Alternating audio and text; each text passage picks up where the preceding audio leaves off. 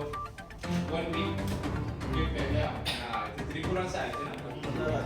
15 तारीख के आसपास आप आए थे और आपने कुछ दिन काम किया और आपको काम पसंद नहीं आ रहा है, अगर किसी की फैमिली भी इशू है तो आप सभी जो है घर जाने का प्रेफर करते हैं। तो फाइनली अभी जो है आज हम आपको डायरेक्ट ट्रेन है तो हम आपको घर भेज रहे हैं, तो आपको यहाँ से जाने के लिए कुछ खर्चे के लिए भी पैसा देंगे प्लस आपका टिकट इंश्योरेंस।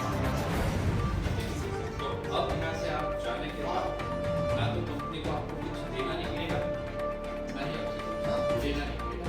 साथ ही अभी आप जा रहे हो ना, तो आप अपनी खुद की रिस्पॉन्सिबिलिटी